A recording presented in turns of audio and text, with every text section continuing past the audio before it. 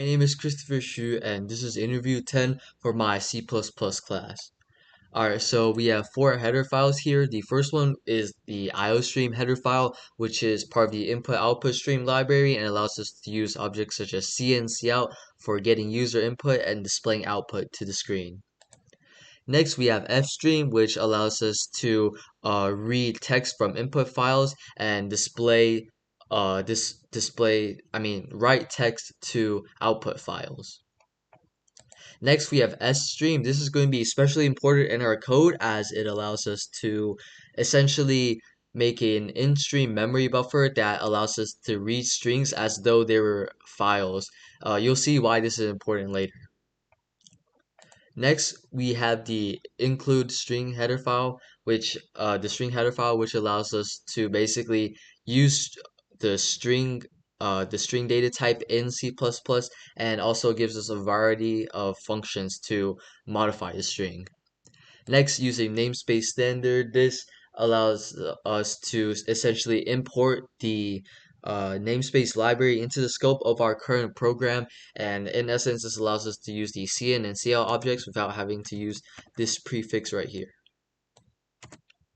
Alright, so in our main function, it's very simple. All we do is call the format names function, which is up here, with the two parameters names.txt and formatted names.txt.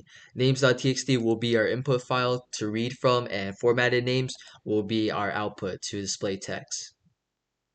Okay, so in our format names function, you can see is a void function that accepts two parameters, a constant string, two constant strings, and input file and output file.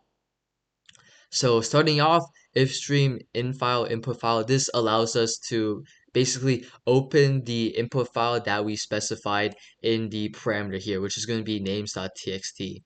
If for some reason we cannot open this input file, as this detects if the input file was not successfully opened, we will report an error message using CERR and just basically print out error could not open the input file.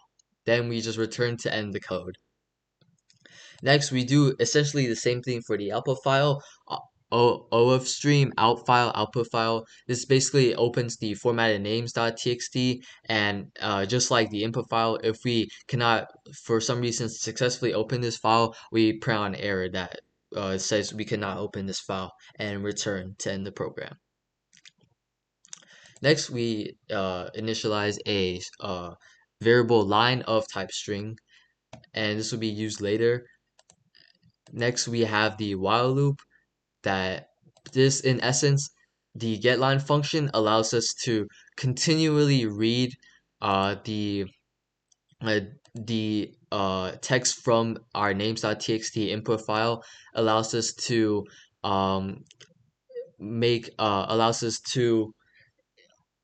pass each line of the text in input file. Let's say we read the first line, right? This is going to be Walker Olivia. This will be copied over to our line variable. And using the while loop, we keep reading over and over again until we reach the end of the file. Next, inside the program, we have two string variables, last and first.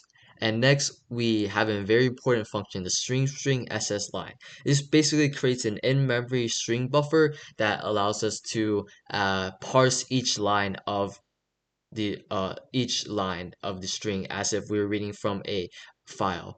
That will be important soon, as in this if statement, we have getLine ss, which is our memory buffer, last, and delimiter. So basically what this does is it keeps reading the ss memory buffer, right, and assigning each character of that to the last variable until it encounters this delimiter, the comma. It's going to be useful as, especially in our names txt, we want to keep reading until we see the comma here, as the format is last comma first. So when we reach the comma, we know that's the end of the last name.